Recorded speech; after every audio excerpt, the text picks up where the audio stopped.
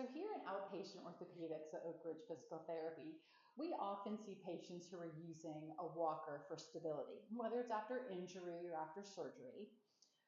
A couple things you want to make sure when you're using your walker is that it's set at the right height for you, because that can make a big difference with your mobility.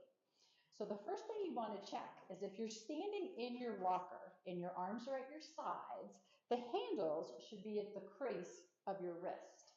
That way, when you put your weight through your hands on the handles, you have a little bit of bend in your elbows, and you can use your upper body to support your weight as you're stepping through.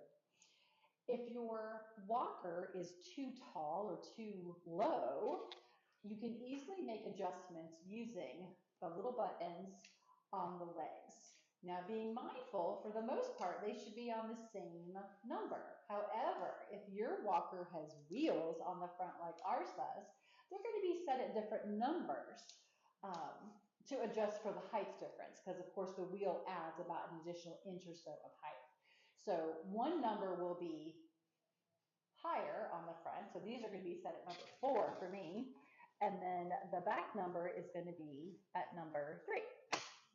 But that will equal out my weight. But if you didn't have any wheels on, everything would have to be at the same height. So how do we best use our walker once we have it adjusted to our height? We want to keep our bodies inside our walker. That's how it's going to give you stability.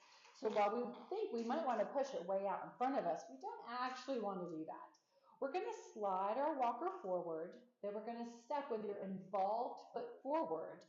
The weight you don't want to put on your leg, you're going to put through your hands, and then you're going to step through. So we're gently just coming forward and keeping our weight through our arms. And then you can do the same, actually going back if you needed to. You would step back with your good leg, and then bring your walker and come back. But it's going to stay within your body. We should never slide our walker outside of our body, because it can't help us way out here. So just be mindful to take your time and make sure you start with a good walker fit.